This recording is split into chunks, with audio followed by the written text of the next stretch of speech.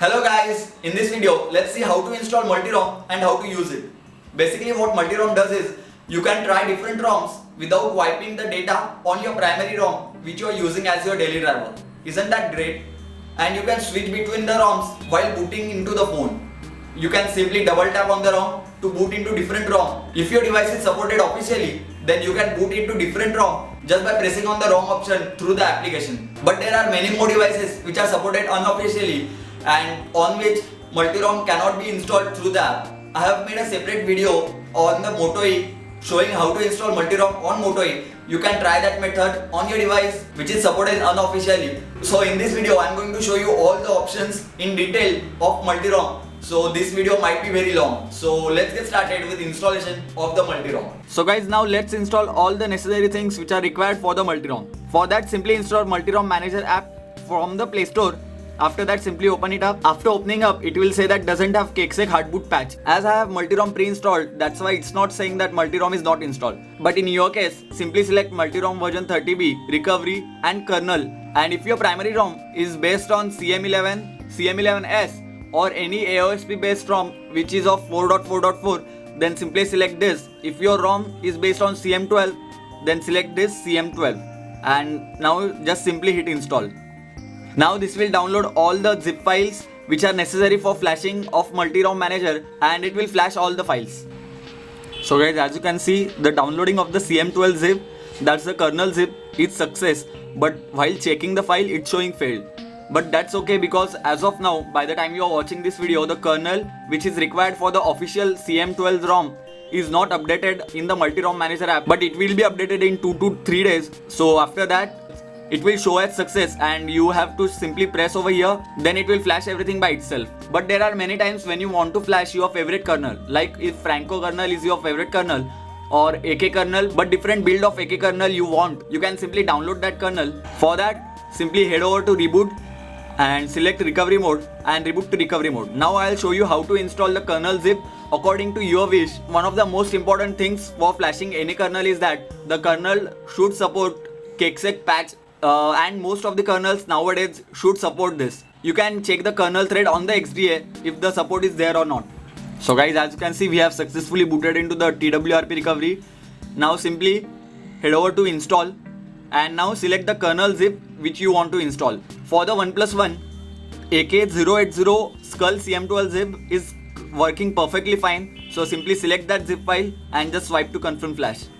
And for your device, select the kernel zip, whichever kernel you want to flash, and it will flash that. After you have flashed kernel zip, select Multirom inject current boot sector. This will inject the current boot sector by which it will show you the boot menu while booting up, and you can select any ROM which you want. Now let's see how to install any ROM in the Multirom. So for that, go into advanced, then select the Multirom option over here and now select add ROM. As the ROM zip we are going to flash is based on Android, so that's basically Android. And if you are flashing Selfish OS, then Selfish or Selfish, whatever that is OS, then you can select that. Some of the devices support external SD card, but I would suggest you to stick to internal memory, as internal memory is faster than the SD cards and the booting time won't be long. So simply select that, hit next, and now as you can see over here, there are 3 options. You can select a zip file, or you can restore a backup as your ROM in the Multirom Manager, or you can sideload a ROM. As of now, I am sticking to zip file, but I'll show you option of backup too. If I select zip file, and after that simply select the ROM zip which you want to flash. Suppose if I want to flash the Mocky ROM, then simply select that and just swipe to confirm flash. This is it. You don't have to wipe data, factory reset, or wipe cache, Dalvik cache. You don't have to do any of those steps. Simply head over to advanced, then Multirom, then select new ROM and just simply install it. That's it. So as you can see, the ROM installation has been completed and the ROM installation was really very fast. After this, if you want to flash gaps over the ROM, then simply head back and now select list ROMs. And as you can see, this is the ROM that we flashed, MK50.2. Simply select that ROM. After that, select flash zip and now select the gaps package which you want to flash. Select this gaps package and simply swipe to confirm flash. Now this will flash the gaps package over the ROM package, and after that's done, you are simply ready to boot into that ROM While booting up, select MK5.0.2 and you will boot into that ROM. But sometimes the names can be confusing, like this can be confusing, so select that and hit rename, and you can rename it to whatever you want. Suppose if I want to rename it to Multirom, then I can do that. Simply after that's done, hit the go option over here and the ROM will be renamed as that. And now if you want to delete any of the ROMs which you have put as your secondary ROM, then simply select that ROM and you can simply hit the delete option and just swipe to confirm, and this will delete the ROM completely. As the OnePlus One over here is 64GB variant, so I usually do not delete the ROMs. And now let's restore a backup as a ROM. Simply select add ROM, hit next and select backup. And now you can select the backup you have taken with TWRP recovery earlier. Simply select that and just swipe to confirm. By doing this, you will restore the backup which you had taken earlier as a secondary ROM in the Multirom manager. So now the backup has been restored as the ROM. Now let's check it. If I go into list ROMs, then you will be able to see that backup stock first backup is here. So this is the ROM which we restored just now. Now if you want to update any of these ROMs to the latest build, then simply hit over that ROM and select wipe Dalvik cache, then select wipe cache. If on the Expedia thread it's not mentioned to wipe cache or Dalvik cache, then do not wipe them. Simply select flash zip and select the updated ROM zip. So this is the updated ROM zip. Simply select that and just swipe to confirm flash. This will flash the updated ROM on that ROM so that you will be on the latest nightly always. By using the flash zip option, you can flash any zip file you want to flash over the ROM. By this, you can try different mods on the ROM and you don't have to worry if your primary ROM is affected or not. It won't be affected obviously. So that was it for the installation of ROMs. So now let's go into settings, and now as you can see over here, we can configure the auto boot. So as you can see, internal is the primary ROM which is selected over here.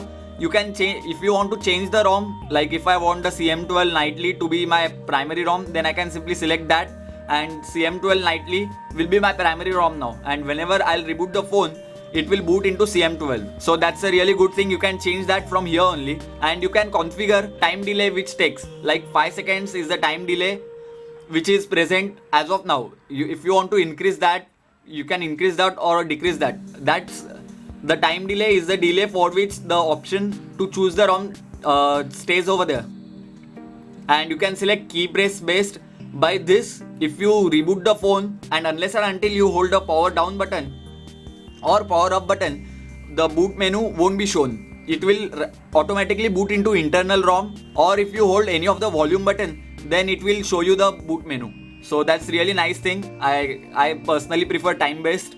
So this is it. And if you want to rename the internal ROM, then you can select anything you want. And you can obviously select TWRP options like brightness and animation during 100%, so that's okay. One of the most important thing is that you can swap ROMs too. Like if you are not satisfied with the CM11S as your primary ROM, and if you want your CM12 nightly to be the primary ROM, then you can simply select the CM12 nightly and select this option which says swipe primary ROM with secondary. This will swipe CM12 as the primary and the primary ROM will become the secondary ROM. So that's a very nice thing. These are some of the options which are very helpful and you can read about that over here, but I personally didn't use them. So this is it for the Multirom TWRP recovery. So now let's reboot into system and let's see how the boot menu looks like. So simply hit reboot and select system, and now while booting it will show us the boot menu. Let's see. So this was the kernel which we flashed, so that's why it's showing that. So as you can see, it showed the earlier batch. It counts down from 5, 4, 3, 2, 1. And now if you want to boot into another ROM, then you can simply select that. If I want to boot into this ROM, then I can select that. If I want to boot into this ROM, then I can select that. To boot into internal ROM, you have to double tap on the ROM. And now you can change the color of the Multirom recovery too. The Multirom boot menu too. Like from here, you can select any color you want. So that's a really nice thing. You can select whichever color you want. Let's stick to this. Okay, let's stick to this. Okay, this one looks nice.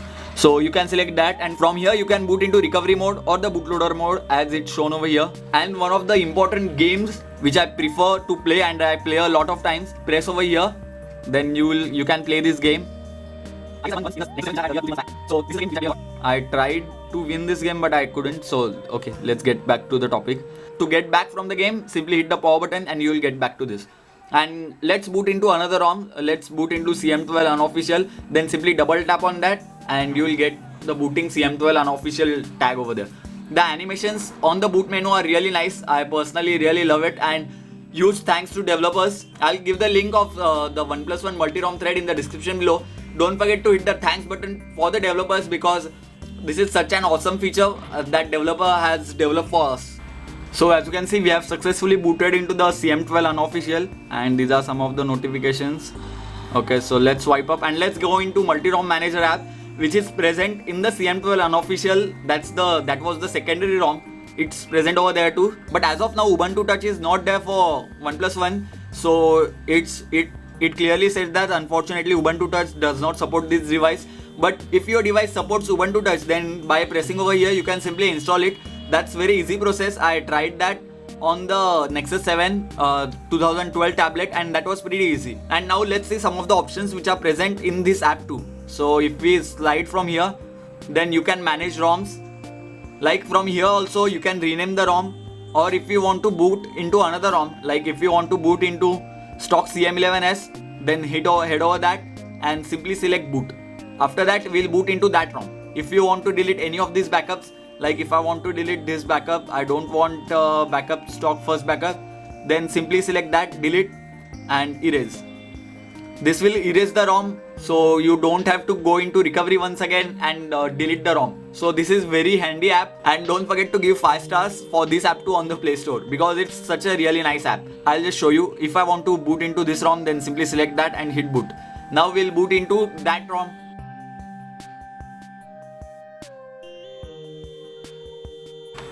So guys, as you can see over here, we have booted into the CM11S2. So this is it for this video guys. Thank you for watching, and don't forget to hit the like button if you like this video, and don't forget to hit that subscribe button if you haven't already, because many more videos like this are going to come in future. So stay tuned for that, and don't forget to share this video to your friends so that they'll come to know. And if you want to see more videos like this, then don't forget to leave that in the comment section below. And if you have any queries or doubts, then leave them in the comment section below too. So thank you guys. Thank you for watching.